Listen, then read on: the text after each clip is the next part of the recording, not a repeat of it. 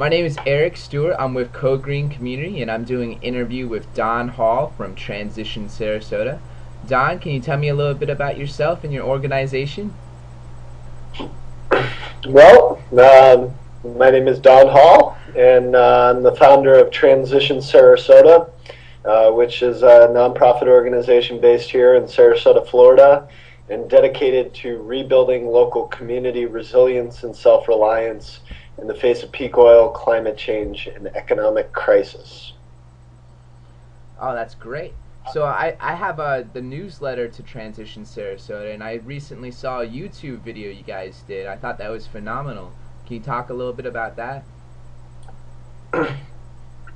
Yeah, well, that was put together by a quasi-professional filmmaker named Rick Hughes, who has been helping us out here with Transition Sarasota. He kind of formed a connection between Transition Sarasota and the Rotary Club of Sarasota, who's been partially funding our Suncoast Gleaning project. So we've been organizing volunteers to go out pretty much every week to area farms and harvest fresh, local, and organic produce for those in need. So far, we've been donating it entirely to All Face Food Bank, which has been going to those who are food insecure and going to soup kitchens and shelters all over the county. Oh, that sounds wonderful. And can you talk a little bit more about Transition Sarasota and what you guys have been doing down in Sarasota? Yeah, well, we just got started in April of last year and really just got cranking in August. So we're still a very new organization, and I would say also a fairly new movement here in Sarasota. I've lived here off and on in Sarasota for over 10 years, and I was very pleased to see the kind of developments that have been happening just in the last couple of years since I'd left and gone to Boulder, Colorado. So I think this movement actually predates Transition Sarasota, but you know, we started out doing the typical things for a transition initiative, doing lots of awareness raising events, educational events. We had a fairly successful film series called 5 Films for a Future that we were doing down here. We actually started a new series last month. We've been doing some great reskilling classes, Intro to Permaculture, an Organic Gardening 101, Intro to Homebrewing class, as well as co-sponsoring some other classes. Like I said, we started the Suncoast Gleaning project, and we're up to, I think, a little bit over 10,000 pounds. We crossed the 10,000 pound mark this week. Our goal is 30,000 by May. And we've started a couple other projects. We started putting together Sarasota County's Eat Local resource guide and directory, and has started in the very early planning stages of creating a local currency for Sarasota and Manatee area called Minnesota Let's. Wow, that's a lot of projects. Now, when we talked on a previous Skype, we were discussing something that you worked out with a Prezi called the Sarasota Work Groups. Did you want to go more into that, or? Well, sure. You know, well, I just lost your video. Oh, there it is. Yeah, I'm here. So the transition model is set up in such a way that I think it's set up to gradually expand with time, which I think is part of what's so helpful about the transition model, is that we don't stay stuck in one place. Yeah. And I was actually going to the Transition Network website and checking in on the work that Rob Hopkins is doing, rewriting the transition handbook into pattern language, and leaving some of my thoughts there last night, and saying, you know, when we start out, when we're just getting started, you know, we're shooting for putting our team together, or our first major event. Sorry. Yeah, so the transition process is set up in such a way that it keeps us moving forward, and it keeps this movement expanding over time. So you start with an initiating group, a small group of people that are bringing transition to this community. They're doing awareness raising. They're kind of what we call laying the foundations or building relationships and partnerships through the community. And then eventually they're aiming for what's called a great unleashing and launching semi-autonomous working groups in the community. And then beyond that to creating this energy descent plan. And at each of those stages, there's a great expansion of the initiative, which I think we really need, because if we really want transition to achieve its aims of engaging an entire community in this work, of uniting a community behind a common vision, a positive vision for the future, we need to greatly expand out from that initial circle and really reach and capture the imagination of thousands of people in that community. Most definitely, yeah. I actually recently received the Transition Topnays action plan, and it goes on about the energy descent action plan they just released, and it talks about pathways, and it breaks it down into different graphs, and it's really amazing. They spent a lot of time on really planning this out and planning out a pathway of how their community is going to move from where they are to where they want to be. And I like the idea of the work groups of breaking down those plans and actions so that each individual group can work on their what the people in that group are most interested in. Because I know with transition, you get a lot of diversity of people that are interested in food or in energy or in building. So by bringing all those different components to one central group and one central theme, that's why I like the transition model. And you were discussing the principles as well before we got cut off. I was wondering if you could bring that up again too, the new transition work that Rob Hopkins is doing. Yeah, so I think if you go to transitionnetwork.org/patterns, you probably know this, but your audience may not, that Rob Hopkins, who's the founder of the transition movement, wrote the Transition Handbook, is doing work recasting the transition process into what he calls a pattern language. So that's based on the work of Christopher Alexander, who's an architect and urban designer, and basically looking at what kind of patterns are emerging across the transition movement at every stage.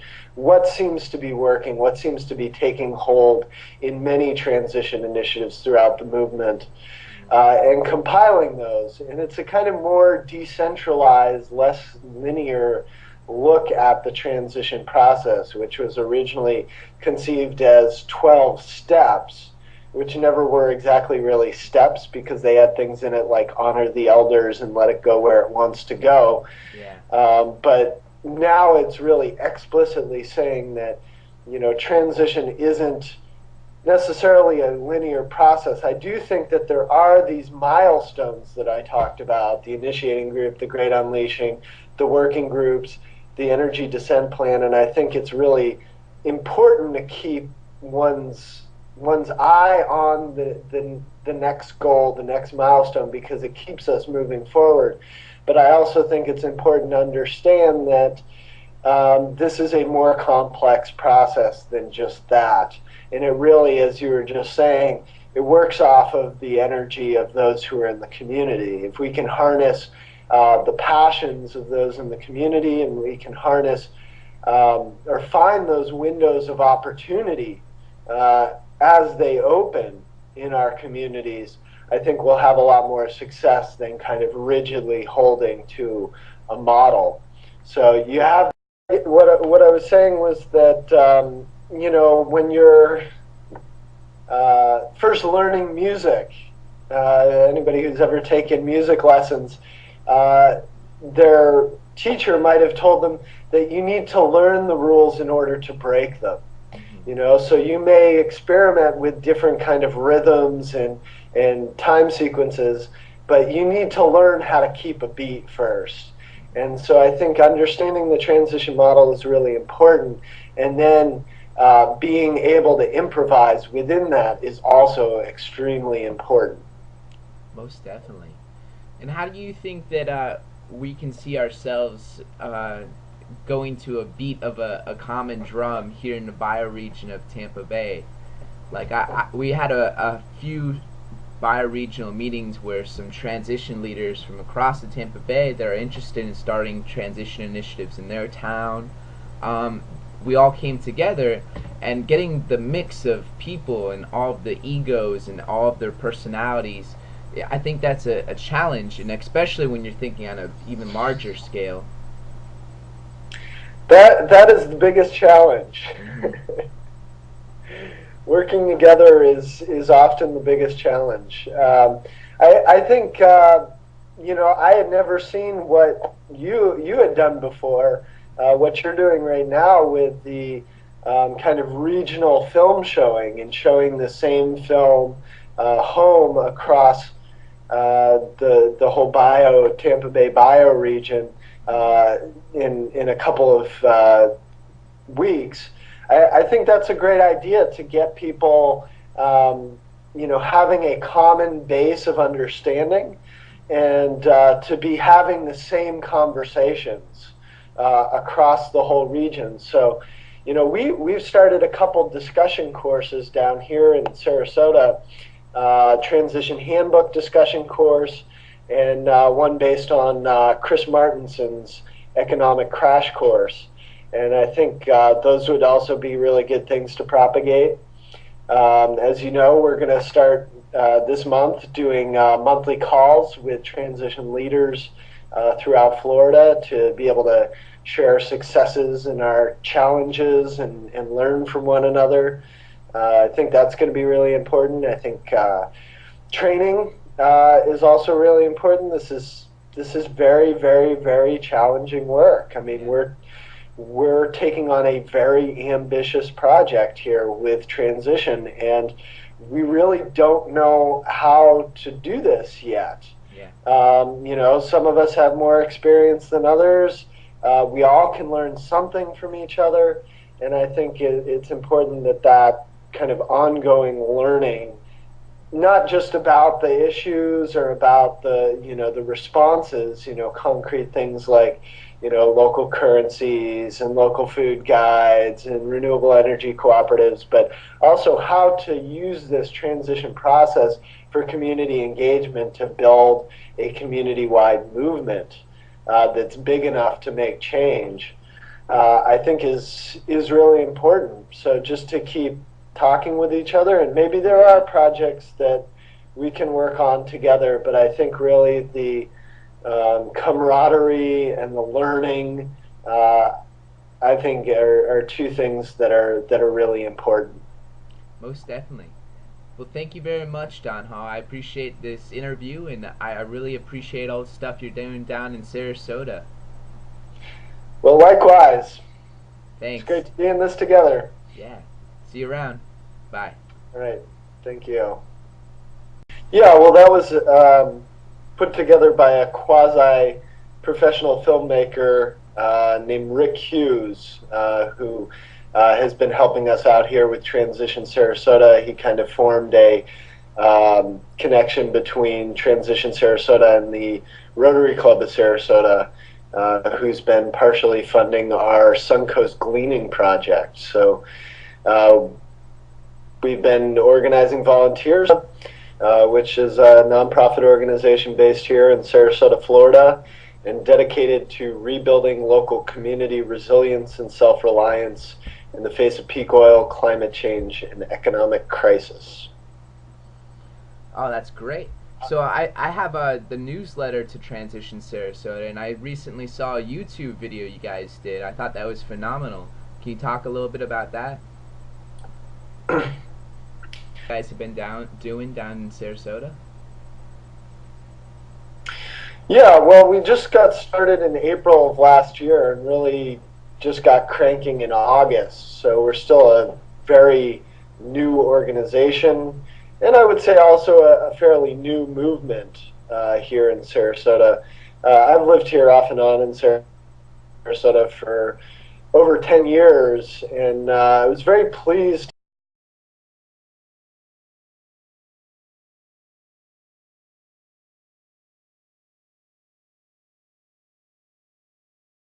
My name is Eric Stewart. I'm with Code Green Community, and I'm doing an interview with Don Hall from Transition Sarasota.